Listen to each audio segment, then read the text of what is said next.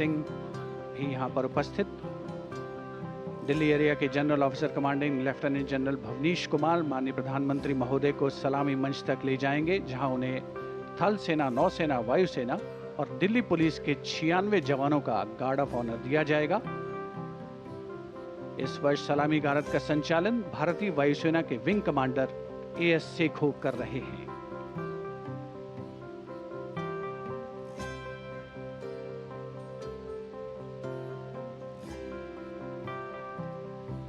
सेना पुलिस सम्मान guard general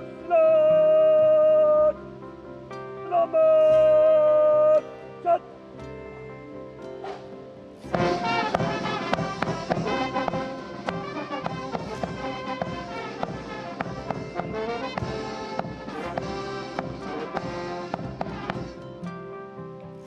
सेना पुलिस सम्मान गार्ड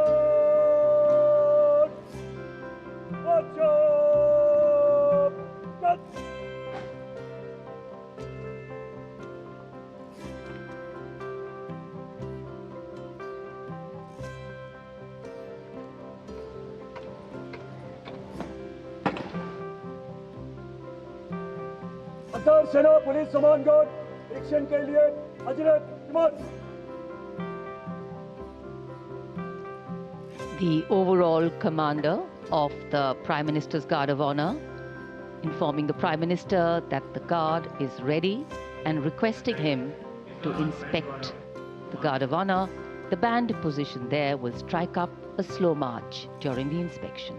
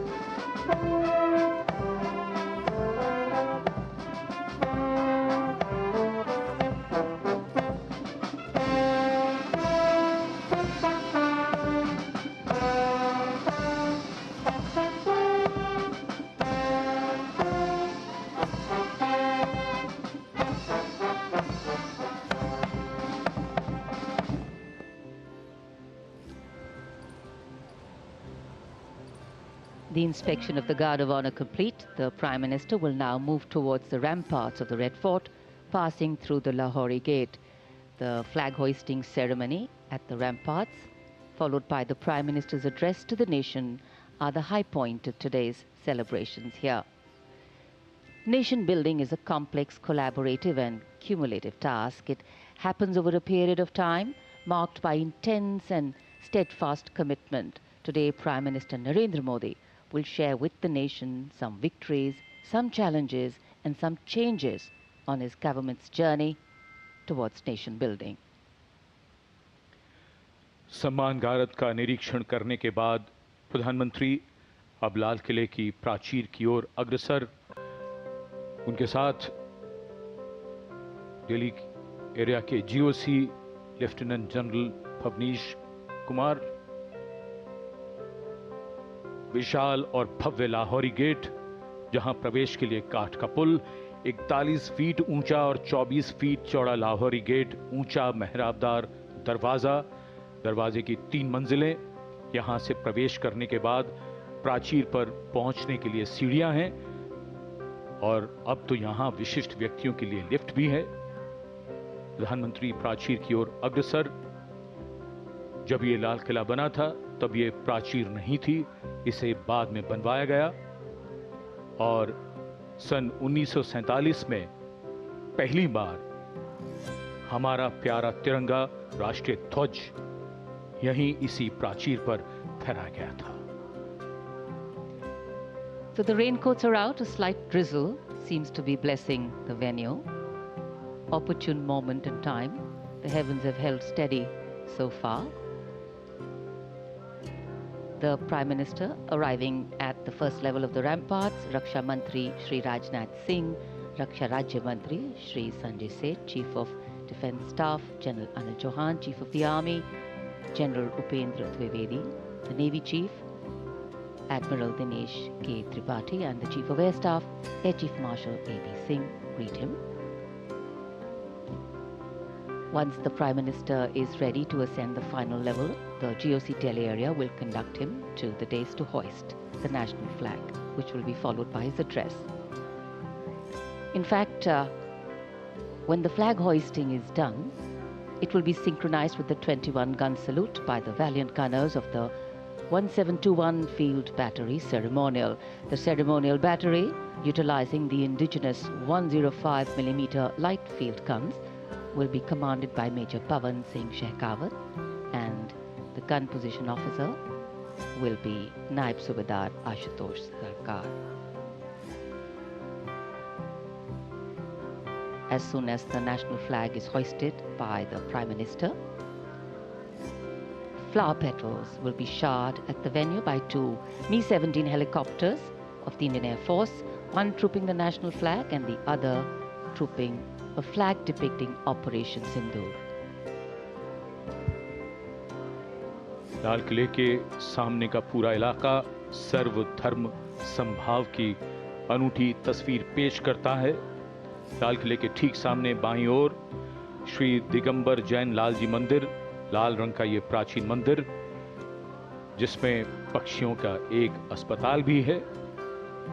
इसी जैन मंदिर के साथ जरा सा आगे बढ़ने पर प्राचीन गौरी शंकर मंदिर है। गौरी शंकर मंदिर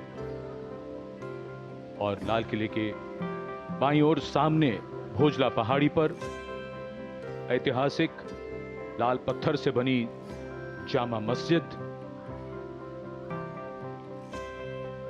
त्याग, बलिदान और श्रद्धा का प्रतीक गुरुद्वारा सीसगंज, जिसके सुनहरे गुंबद दूर से ही चमकते हैं।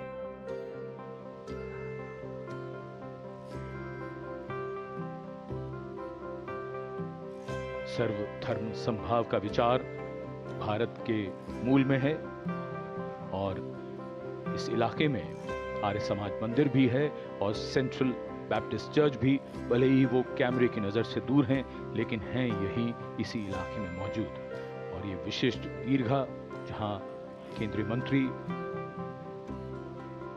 सेना के अध्यक्ष, सैन्य अधिकारी, गण्यमान्य व्यक्ति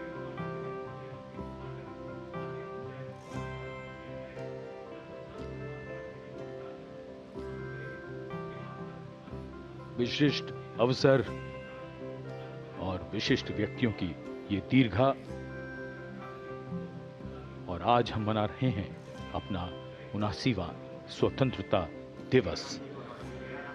भादों का महीना, हल्की हल्की फुहार, बीच बीच में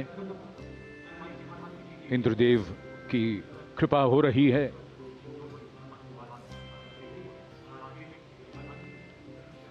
In fact, today we do more than just observe tradition and ceremony. We also momentarily pause to reflect and correct course, if required, on the true meaning of the words that end up punctuating our conversations on every 15th of August: freedom and independence. Words that seem fairly straightforward in their meaning, but highly nuanced in their meaning and delivery.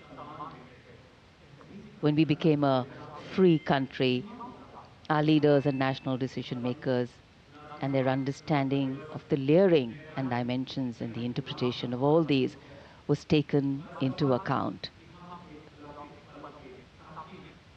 These are the pillars which are the building blocks for the values and the principles on which this country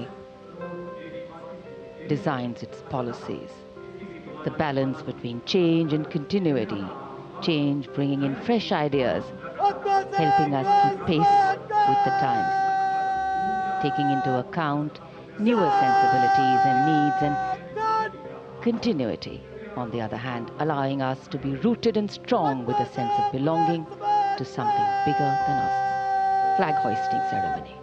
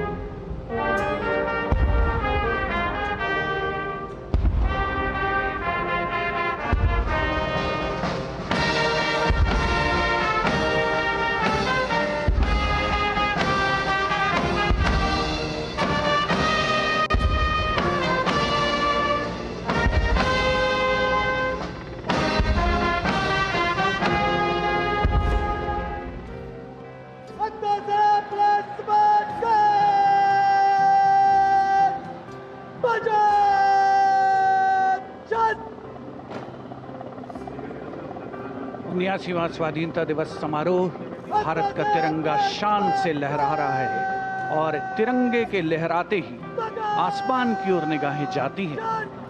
इस वर्ष स्वाधीनता दिवस समारोह को अनोखा कलेवर प्रदान कर रहे हैं भारतीय वायुसेना के 2 Mi-17 हेलीकॉप्टर्स, एक राष्ट्रीय ध्वज लिए हुए आपके स्क्रीन पर फूलों की वर्षा करता हुआ, और दूसरा ऑपरेशन सिंदूर को दर्शाने वाला ध्वज लिए हुए। इन हेलीकॉप्टर्स की कमान संभाल रहे हैं विंग कमांडर विनय पूनिया और wing commander Aditya Jaiswal.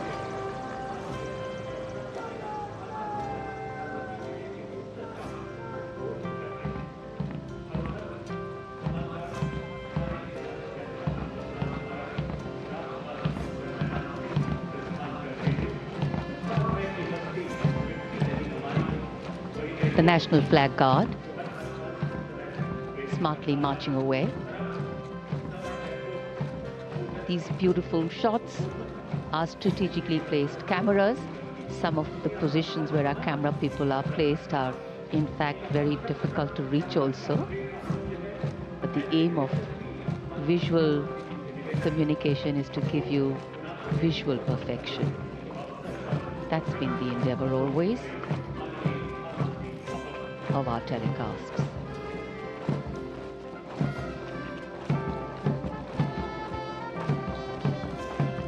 National flag guard के जवान सुनहरी संगीतमय धुन पर अनुशासित ढंग से ज्ञानपथ के सामने से प्रस्थान कर रहे हैं और उत्कंठा से प्रतीक्षा माननीय प्रधानमंत्री महोदय के उद्बोधन की।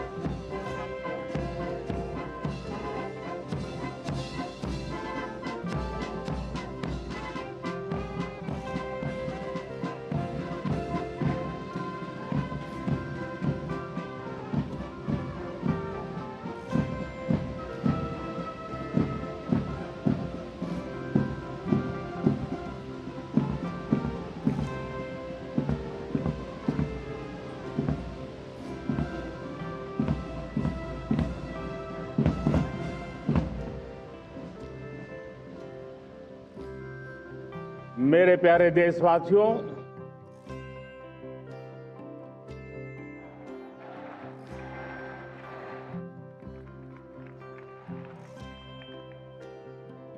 आजादी का ये महापर्व 140 करोड़ संकल्पों का पर्व है। आजादी का ये पर्व सामूहिक सिद्धियों का गौरव का पल है। हर हृदय उमंग से भरा हुआ है। देश एकता की भावना को निरंतर मजबूती दे रहा है। 140 करोड़ देशवासी आज तिरंगे के रंग में रंगे हैं। हर घर तिरंगा, भारत के हर कोने से, चाहे रेगिस्तान हो या हिमालय की चोटियां, समंदर के तट हो या घनी आबादी वाले क्षेत्र, हर तरफ से एक ही गुंज है, एक ही जयकारा है। हमारी प्राण से भी प्यारी मातृभूमि का जयगान है।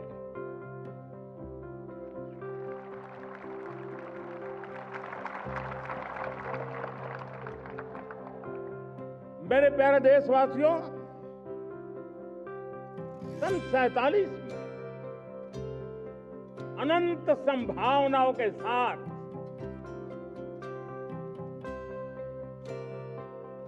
कोटि कोटि भुजाओं के सामर्थ्य के साथ हमारा देश आजाद हुआ। देश की आकांक्षाएं उड़ाने भर रही थी। लेकिन चुनौतियां उससे भी कुछ ज्यादा थी। पूज्य बापू के सिद्धांतों पर चलते हुए संविधान सभा के सदस्यों ने एक बहुत ही महत्वपूर्ण दायित्व निभाया। भारत का संविधान गत 75 वर्ष से एक प्रकाश स्तंभ बन करके हमें मार्ग दिखाता रहा। भारत के संविधान निर्माता अनेक विद महापुरुष डॉक्टर राजेंद्र प्रसाद, बाबा साहब आंबेडकर, पंडित नेहरू, सरदार वल्लभ भाई पटेल, डॉक्टर सर्वपल्ली राधाकृष्णन जी, इतना ही नहीं, हमारी नारी शक्ति का भी योगदान नहीं। कंसा मेहता जी, दाक्षायणी, वेलायुधन जैसी विदुषियों ने भी भारत के संविधान को सशक्त करने में अपनी भूमिका निभाई। आज लाल किले की प्राचीर से देश का मार्गदर्शन करने वाले, देश को दिशा देने वाले संविधान के निर्माताओं को आदरपूर्वक नमन करता हूं।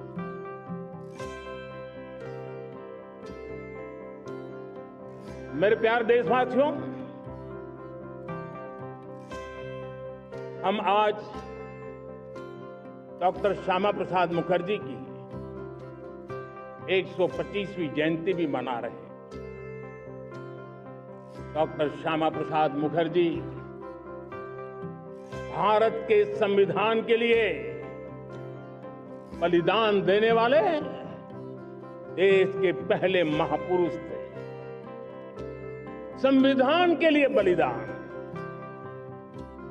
धारा 370 की दीवार गिराकर एक देश एक संविधान के मंत्र को जब हमने साकार किया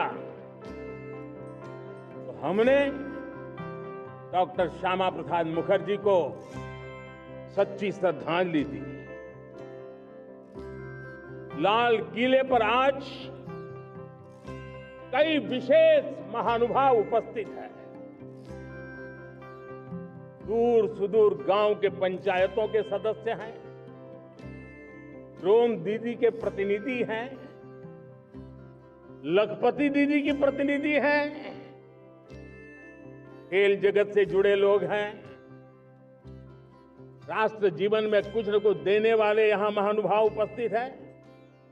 एक प्रकार से यहां मेरी आंखों के सामने मैं लघु भारत के दर्शन कर रहा हूं और टेक्नोलॉजी के माध्यम से विशाल भारत के साथ भी आज लाल किला जुड़ा हुआ है।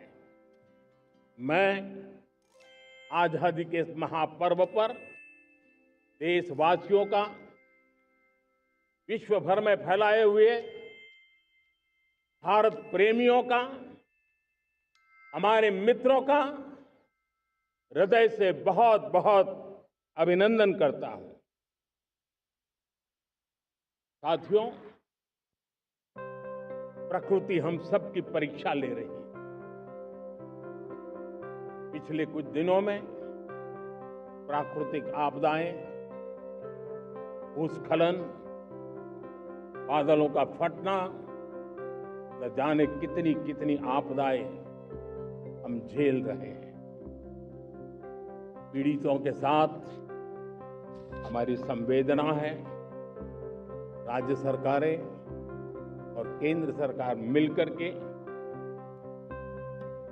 बचाव के काम, राहत के काम, पुनर्वसन के काम में पूरी शक्ति से जुटे हुए हैं। साथियों, आज 15 अगस्त 15 अगस्त का एक विशेष महत्व भी मैं देख रहा हूं। मुझे बहुत गर्व हो रहा है। आज मुझे लाल किले की प्राचीर से ऑपरेशन सिंदूर के वीर जाबाजों को सैल्यूट करने का अवसर मिला है।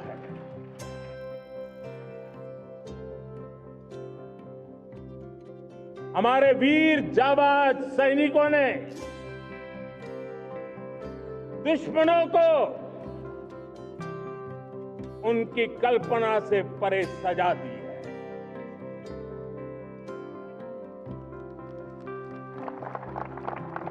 22 अप्रैल को पहलगाम में सीमा पार से आतंकियों ने आकर के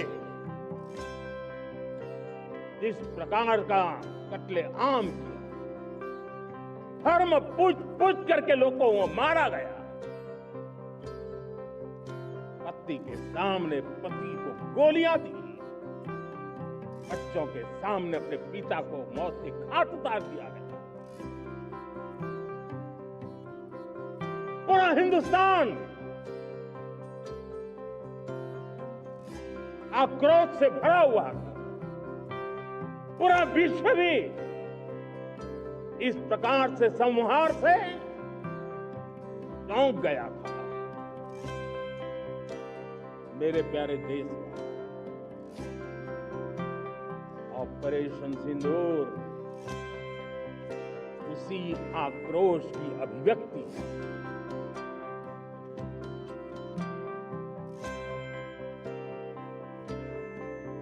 बाईस तारीख के बाद हमने हमारे सेना को खुली छूट दे दी। रणनीति वो तय करें, लक्ष्य वो तय करें, समय भी वो चुने।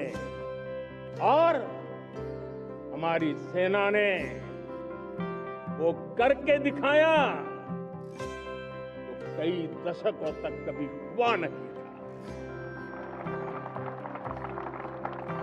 सैकड़ों किलोमीटर दुश्मन की धरती पर घुस करके आतंकी हेडक्वार्टर्स को मिट्टी में मिला दिया। आतंकी इमारतों को खंडहर बना दिया।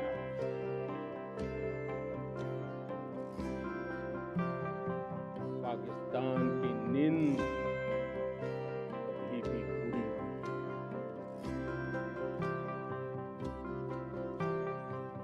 पाकिस्तान में हुई तबाही इतनी बड़ी है कि रोज नए नए खुलासे हो रहे हैं, नई नई जानकारियां आ रही हैं। मेरे प्यारे देशवासियों, हमारा देश कई दशकों से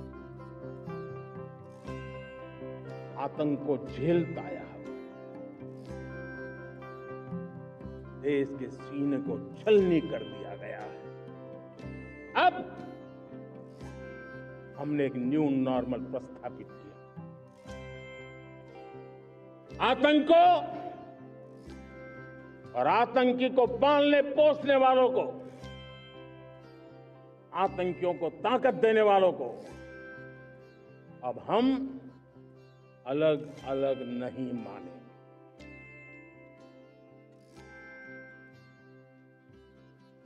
वो मानवता के समान दुश्मन है, उनके बीच कोई फर्क नहीं है। अब भारत ने तय कर लिया है कि न्यूक्लियर की धमकियों को अब हम सहने वाले नहीं हैं। न्यूक्लियर ब्लैकमेल लंबे अरसे से चलाया, अब ब्लैकमेल नहीं सहा जाएगा।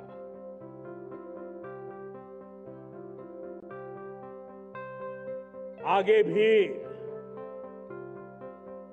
अगर दुश्मनों ने कोशिश जारी रखी, हमारी सेना तय करेगी। सेना की शर्तों पर, सेना जो समय निर्धारित करे उस समय पर, सेना जो तौर तरीके तय करे उस तौर तरीके से, सेना जो लक्ष्य तय करे उस लक्ष्य को अब हम अमल में ला करके रहने वाले हैं। हम मुंह तोड़ जवाब देंगे। मेरे प्यारे देशवासियों, भारत ने तय कर लिया है, खून और पानी एक साथ नहीं बहेंगे।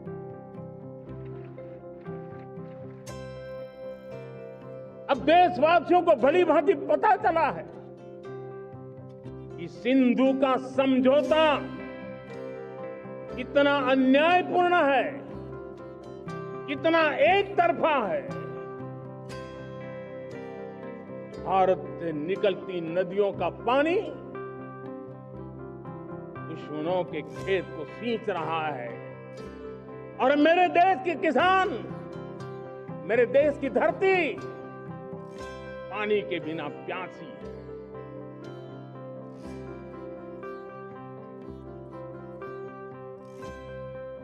ये ऐसा समझौता था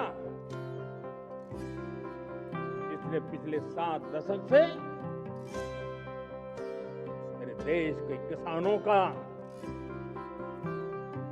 अकल्पनीय नुकसान किया है।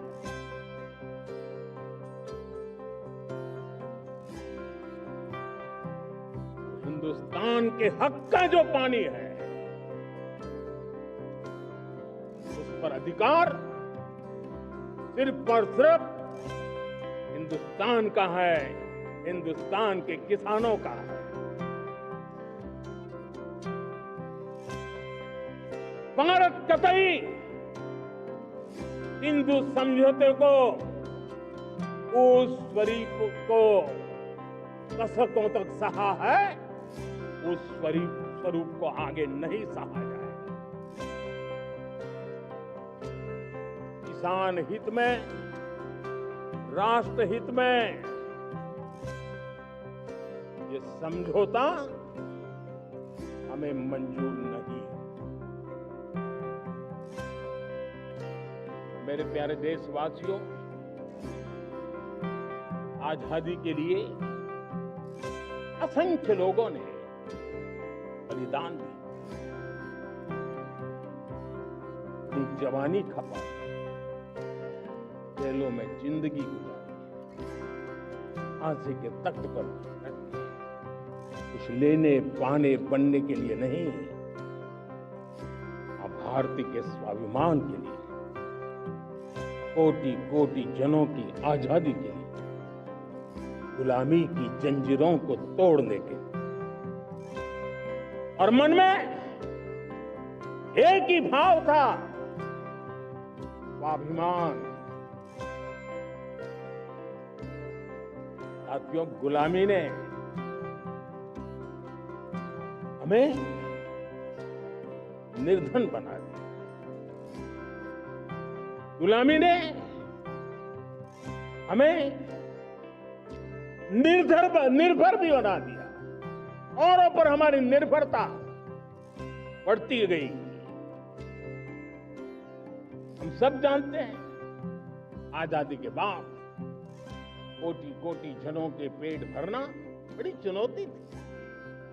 यही मेरे देश के किसान हैं, इन्होंने खून पसीना एक करके देश के अन्न के भंडार भर दिए।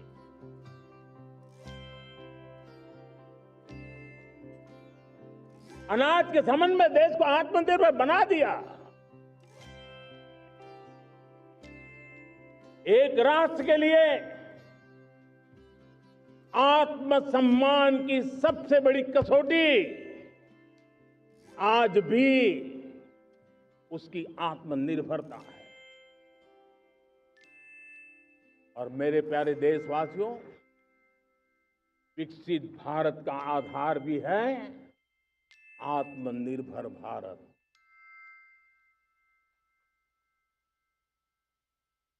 जो दूसरों पर ज्यादा निर्भर रहता है, उसकी आजादी पर उतना ही बड़ा प्रश्न चिन्ह लग जाता है।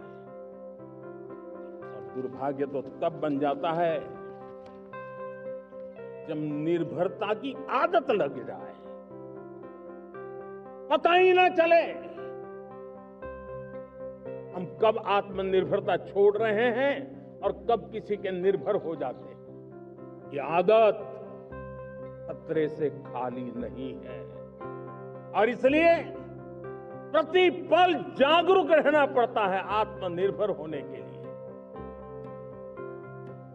और मेरे प्यारे देशवासियों, आत्मनिर्भरता का नाता सिर्फ आयात और निर्यात, रुपये, पैसे, पाउंड, डॉलर यहां तक सीमित नहीं है। इतना सीमित अर्थ उसका नहीं है। आत्मनिर्भरता का नाता हमारे सामर्थ्य से जुड़ा हुआ। और जब आत्मनिर्भरता खत्म होने लगती है तो सामर्थ्य भी निरंतर क्षीण होता जाता है। और इसलिए हमारे सामर्थ्य को बचाए रखने, बनाए रखने और बढ़ाए रखने के लिए आत्मनिर्भर होना बहुत अनिवार्य है। साथियों, हमने ऑपरेशन सिंदूर में देखा मेड इन इंडिया की कमाल क्या थी। दुश्मन को पता तक न चला कि कौन से शस्त्रास्त्र है,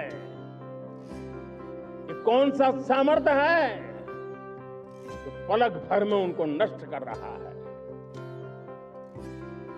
सोचिए, अगर हम आत्मनिर्भर होते न होते, क्या ऑपरेशन सिंदूर इतनी त्वरित गति से हम कर पाते? पता नहीं कौन सप्लाई देगा, नहीं देगा, ताजो सामान मिलेगा, नहीं मिलेगा, इसी की चिंता बनी रहती। लेकिन हमें मेड इन इंडिया की शक्ति हमारे हाथ में थी, सेना के हाथ में थी। इसलिए बिना चिंता, बिना रुकावट, बिना हिचकिचाहट हमारी सेना अपना पराक्रम करती रही। और ये पिछले 10 साल से लगातार डिफेंस के क्षेत्र में आत्मनिर्भरता पर हम एक मिशन लेकर के चले, उसके नतीजे आज नजर आ रहे हैं। साथियों, मैं एक और विषय पर आपका ध्यान आकर्षित करना चाहता हूं। ये बात से कोई इनकार नहीं कर सकता कि 21वीं सदी टेक्नोलॉजी ड्रिवन सेंचुरी है। और जब टेक्नोलॉजी ड्रिवन है और इतिहास की तरफ नजर करें तो पता है, इतिहास गवाह है, जिन जिन देशों ने टेक्नोलॉजी में महारत हासिल की, वो देश विकास की ऊंचाइयों को पार कर गए, शिखर पर पहुंच गए। आर्थिक शक्ति नए पैमाने पर पहुंची। हम जब टेक्नोलॉजी के अलग अलग आयामों की बात करते हैं, मैं आपका ध्यान आकर्षित करता हूं सेमीकंडक्टर। उदाहरण के तौर पर बताता हूं, मैं यहां लाल किले से किसी सरकार की आलोचना करने के लिए खड़ा नहीं हुआ और नहीं मैं करना चाहता, लेकिन देश की युवा पीढ़ी को जानकारी होना भी उतना जरूरी है। हमारे देश में 50-60 साल पहले सेमीकंडक्टर को लेकर के फाइलें शुरू हुई। 50-60 साल पहले फैक्ट्री का विचार चालू हुआ। आप मेरे नौजवानों जानकर के हैरान हो जाएंगे, आज सेमीकंडक्टर जो पूरी दुनिया की एक ताकत बन गया है, 50-60 साल पहले वो विचार, वो फाइलें अटक गई, लटक गई, अटक गई। सेमीकंडक्टर के विचार की ही भ्रूण हत्या हो गई। 50-60 साल गवा दी। हमारे बाद कई देश सेमीकंडक्टर में आज महारत हासिल करके दुनिया में अपनी ताकत को प्रस्थापित कर रहे हैं। साथियों, आज हमने उस बोझ से मुक्त होकर के मिशन मोड में सेमीकंडक्टर के काम को आगे बढ़ाया। 6 अलग अलग सेमीकंडक्टर के यूनिट्स जमीन पर उतर रहे हैं। 4 नए यूनिट्स को हमने ऑलरेडी हरी झंडी दिखा दी है, ग्रीन सिग्नल दे दिया है। और देशवासियों और मेरे खास करके नौजवानों और विश्व भर में भारत की टेक्नोलॉजी की ताकत को समझने वाले लोगों को भी कहना चाहूंगा, इसी वर्ष के अंत तक मेड इन इंडिया, भारत की बनी हुई, भारत में बनी हुई, भारत के लोगों द्वारा बनी हुई मेड इन इंडिया चिप्स बाजार में आ जाएगी।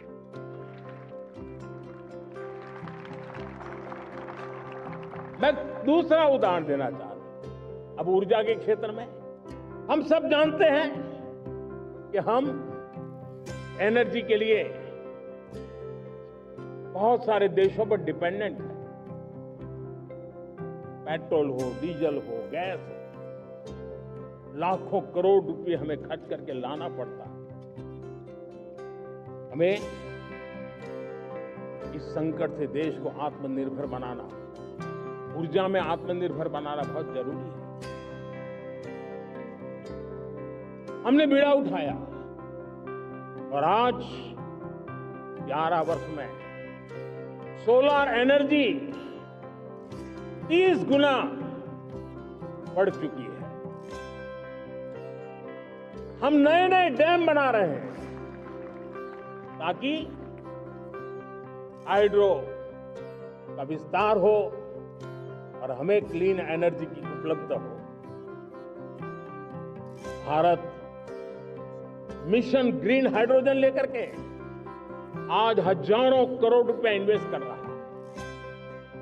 भविष्य की ऊर्जा को ध्यान में रख करके, ऊर्जा के क्षेत्रों को ध्यान में रख करके भारत न्यूक्लियर एनर्जी पर भी बहुत बड़े इनिशिएटिव ले रहा है। न्यूक्लियर एनर्जी में 10 नए न्यूक्लियर रिएक्टर तेजी से काम कर रहे हैं।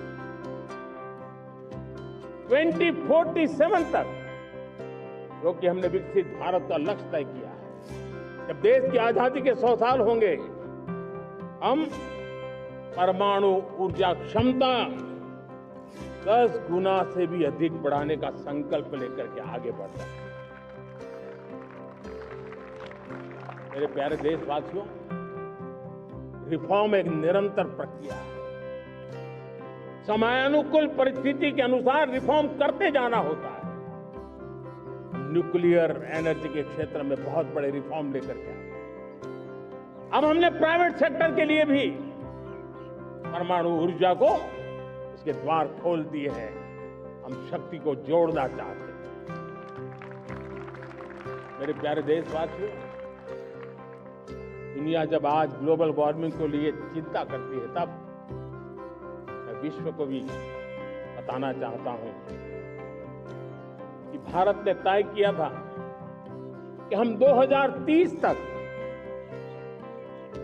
क्लीन एनर्जी भारत में 50% पहुंचा देंगे। ये लक्ष्य हमारा 2030 तक था। मेरे देशवासियों का सामर्थ्य देखिए, मेरे देशवासियों की संकल्प शक्ति देखिए, मेरे देशवासियों को विकसित भारत बनाने का संकल्प को पूर्ण करने के लिए उनकी दौड़ देखिए। हमने जो लक्ष्य 2030 में तय किया था, वो 50% क्लीन एनर्जी का लक्ष्य 2025 में हमने कर लिया। 5 साल पहले हमने अचीव कर लिया, क्योंकि विश्व के प्रति भी हम उतने ही संवेदनशील हैं, प्रकृति के प्रति भी उतने ही हम जिम्मेवार लोग हैं। मेरे प्यारे देशवासियों, बजट का बहुत बड़ा हिस्सा ये पेट्रोल, डीजल, गैस इन सबको लाने के लिए खर्च होता है। लाखों करोड़ रुपए चले जाते हैं। अगर हम ऊर्जा में डिपेंडेंट न होते तो वो धन मेरे देश के नौजवानों के भविष्य के लिए काम आता। वो धन मेरे देश के गरीबों को गरीबी के खिलाफ लड़ाई लड़ने में काम आता। वो धन मेरे देश के किसानों के कल्याण में काम आता। वो धन मेरे देश के गांव की परिस्थिति को पलटने के लिए काम आता। लेकिन हमें विदेशों को देना पड़ रहा। अब हम आत्मनिर्भर बनने की दिशा में काम कर रहे हैं। देश को विकसित बनाने के लिए हम अब समुद्र मंथन की तरफ भी जा रहे हैं। हमारे समुद्र के मंथन को आगे बढ़ाते हुए हम समुद्र के भीतर के तेल के भंडार, गैस के भंडार, उसको खोजने की दिशा में एक मिशन मोड में काम करना चाहते हैं। और इसलिए भारत ने national deep water exploration mission शुरू करने जा रहा है। ये ऊर्जा इंडिपेंडेंट बनने के लिए ये हमारी महत्वपूर्ण घोषणा है। मेरे प्यारे देशवासियों, आज पूरा विश्व क्रिटिकल मिनरल को लेकर के बहुत ही सतर्क हो गया है। उसके सामर्थ्य को लोग भली भांति समझने लगे हैं। कल तक जिस तरफ ज्यादा ध्यान नहीं था, वो आज सेंटर स्टेज पे आए हैं।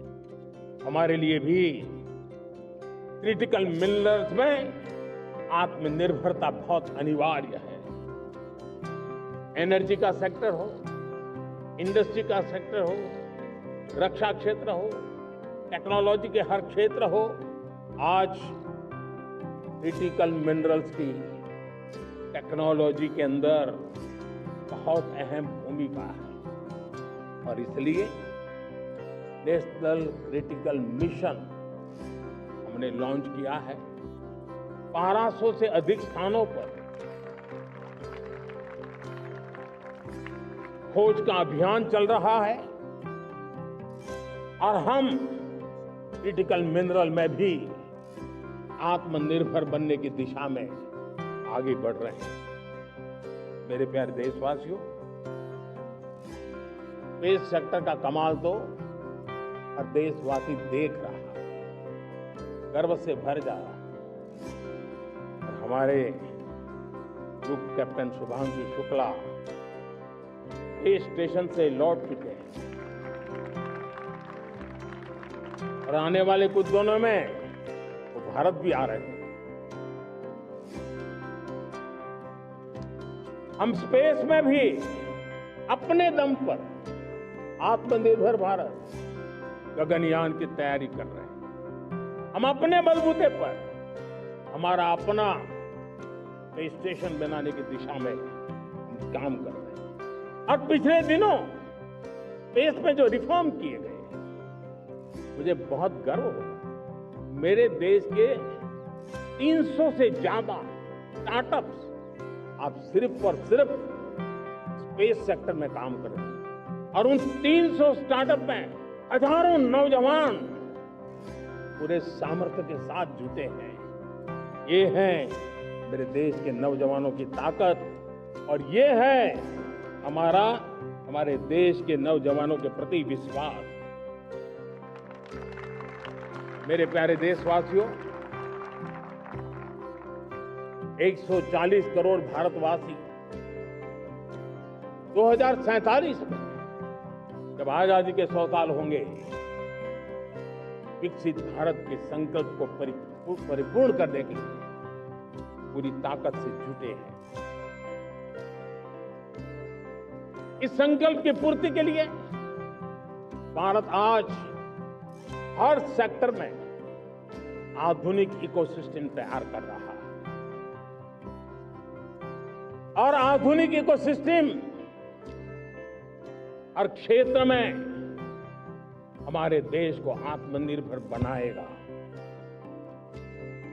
आज मेरा लाल किले की प्राचीर से मेरे देश के युवा वैज्ञानिकों को, मेरे टैलेंटेड यूथ को, मेरे इंजीनियर्स को और प्रोफेशनल्स को और सरकार के हर विभागों को भी मेरा आह्वान है, क्या हमारा अपना made in India fighter jets के लिए जेट इंजन हमारा होना चाहिए कि नहीं होना?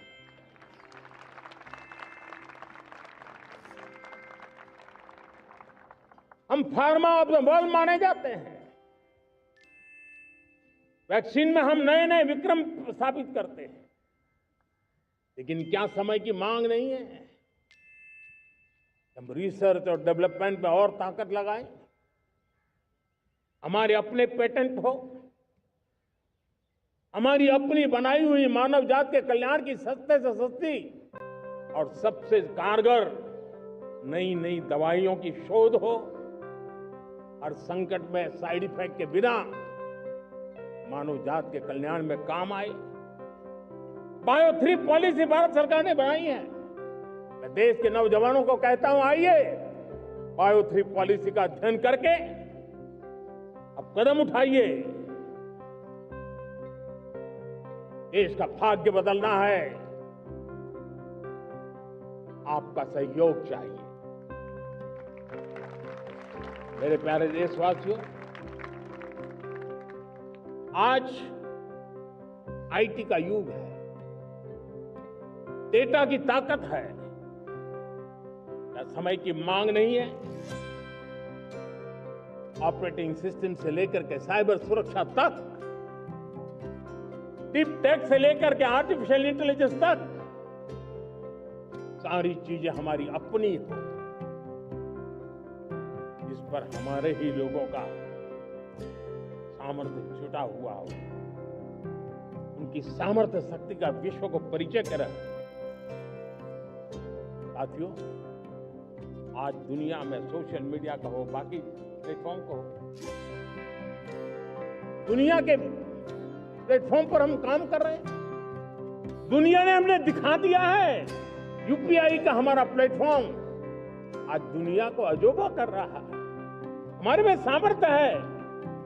रियल टाइम ट्रांजैक्शन में 50% अकेला भारत यूपीआई के माध्यम से करता है। इसका मतलब की ताकत है।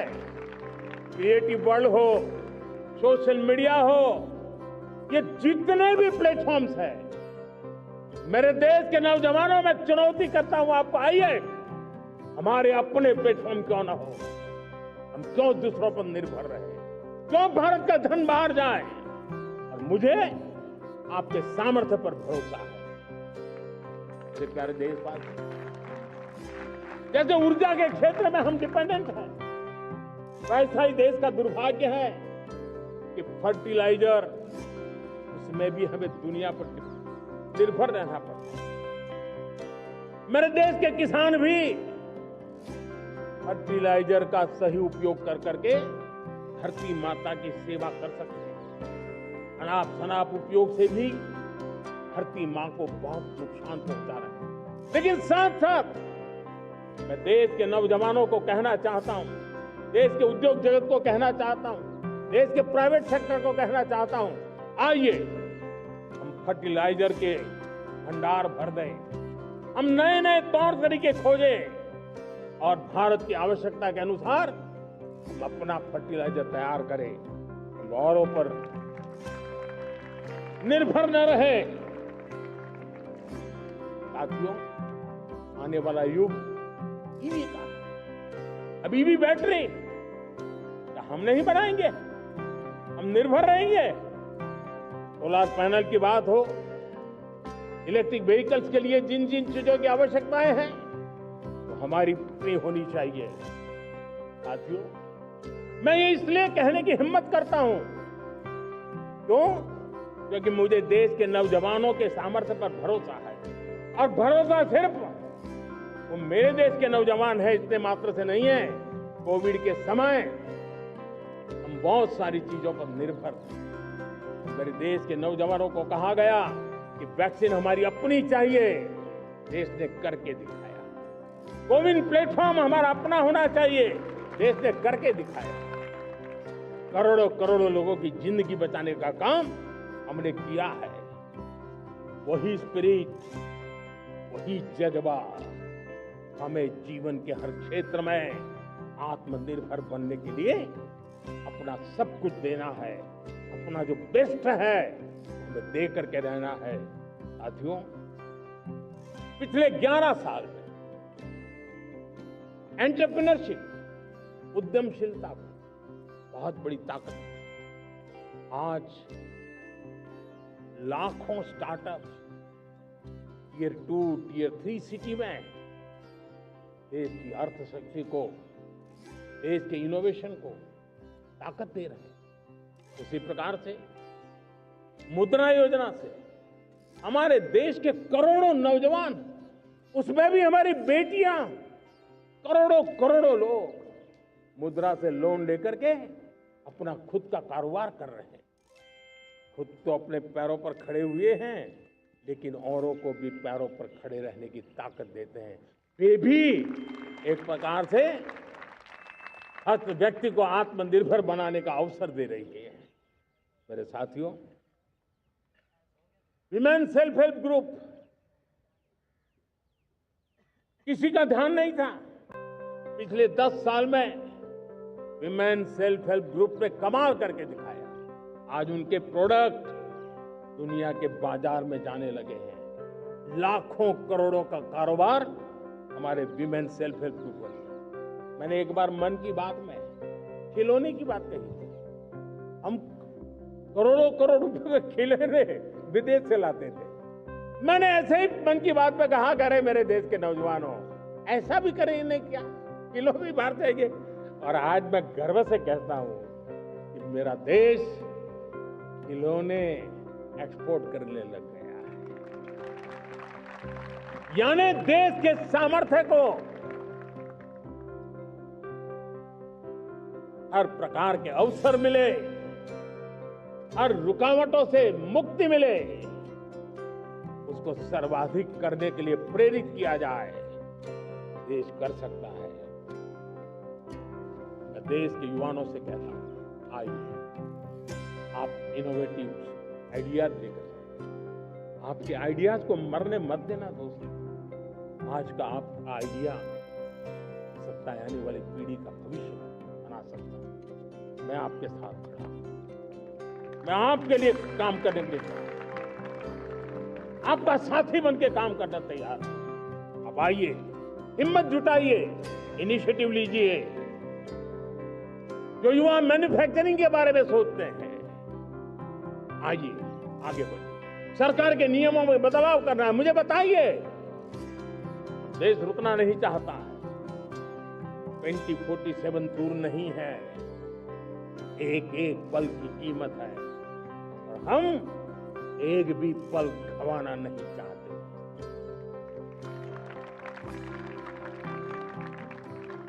साथियों, ये आगे बढ़ने का अवसर है, बड़े सपने देखने का अवसर है, संकल्प के लिए समर्पित होने का अवसर है। जब सरकार आपके साथ है और मैं स्वयं आपके साथ हूं, तब नया इतिहास बना सकते हैं। साथियों, आज नेशनल मैन्युफैक्चरिंग मिशन पर बहुत तेजी से काम हो रहा है। हमारे एमएसएमई उसका लोहा दुनिया मानती है। दुनिया में बड़ी बड़ी चीजें बनती है ना, कुछ न कुछ तो औजार हमारे देश के एमएसएमई के द्वारा जाते हैं, बड़े गर्व के साथ जाते हैं। लेकिन हम कॉम्प्रिहेंसिव, इंटीग्रेटेड विकास की राह पर जाना चाहते हैं और इसलिए उनकी शक्ति बढ़े।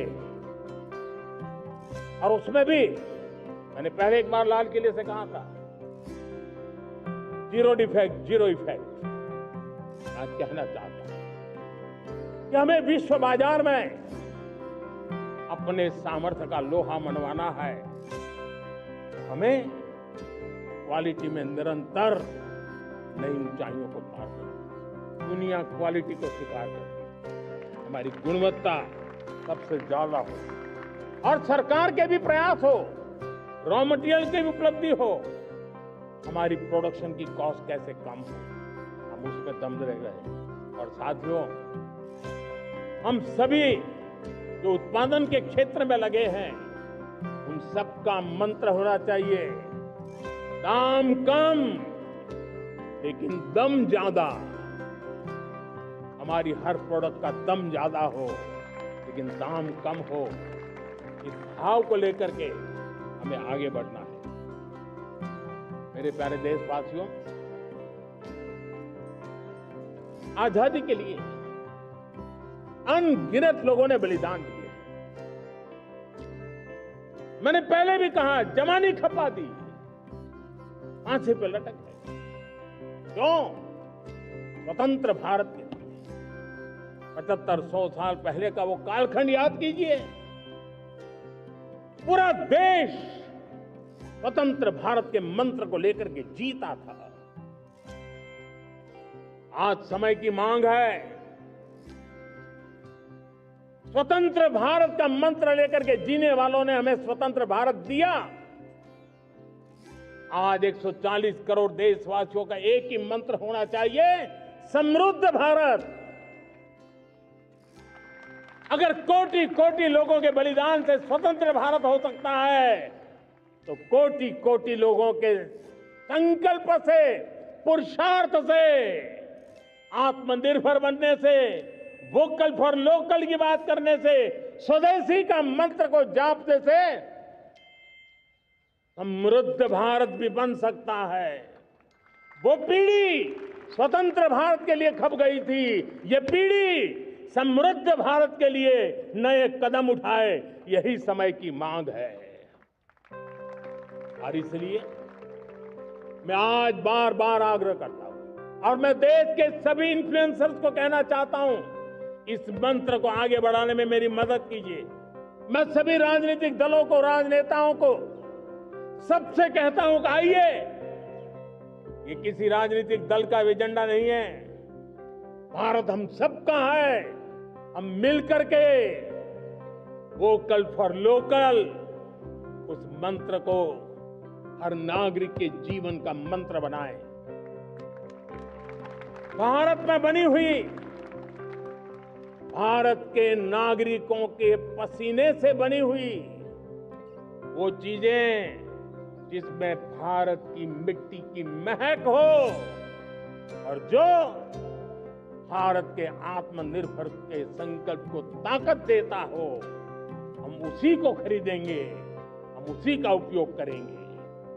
उस दिशा में आगे आए, यह हमारा सामूहिक संकल्प हो। देखते ही देखते हम दुनिया बदल देंगे। तो मैं आज हर छोटे मोटे व्यापारी को, दुकानदार से आग्रह करना चाहता हूं, आपकी भी जिम्मेवारी है। हम छोटे थे, हमने कभी बाजार में देखा नहीं था कि शुद्ध घी की दुकान, ऐसे ही लिखा जाता था घी की दुकान। लेकिन समय रहते लोग लिखने लगे शुद्ध घी की दुकान। मैं चाहता हूं देश में ऐसे व्यापारी आगे आए, ऐसे दुकानदार आए, जहां स्वदेशी माल बिकता है वो बोर्ड लगाए। हम स्वदेशी का गर्व करने लगे। हम स्वदेशी मजबूरी में नहीं, मजबूती के साथ उपयोग करेंगे, मजबूती के लिए उपयोग करेंगे और जरूरत पड़ी तो औरों को मजबूर करने के लिए उपयोग करेंगे। ये हमारी ताकत होनी चाहिए, ये हमारा मंत्र होना चाहिए। मेरे प्यारे देशवासियों,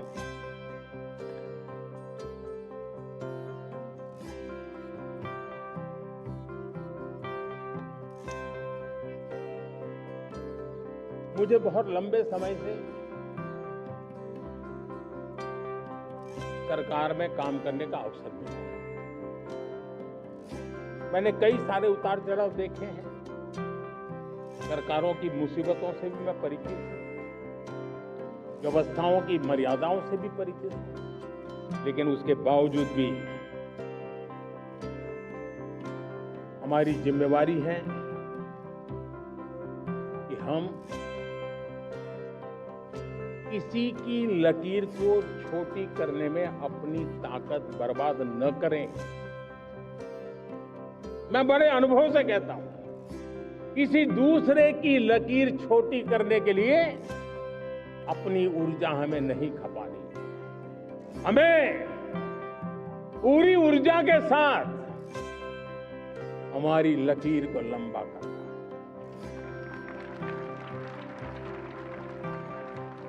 हम अगर अपनी लकीर लंबी करते हैं कि उन्हें सम्मान वजों शहर का नाम मोकलहर तो बद। आज जब वैश्विक परिस्थितियों में आर्थिक स्वार्थ दिनों दिन बढ़ रहा है, तब समय की मांग है कि हम उन संकटों के रोते बैठने की जरूरत नहीं है। हिम्मत के साथ हम अपनी लकीर को लंबी करें। और मैं 25 साल के शासन के अनुभव से कह सकता हूं, अगर ये रास्ता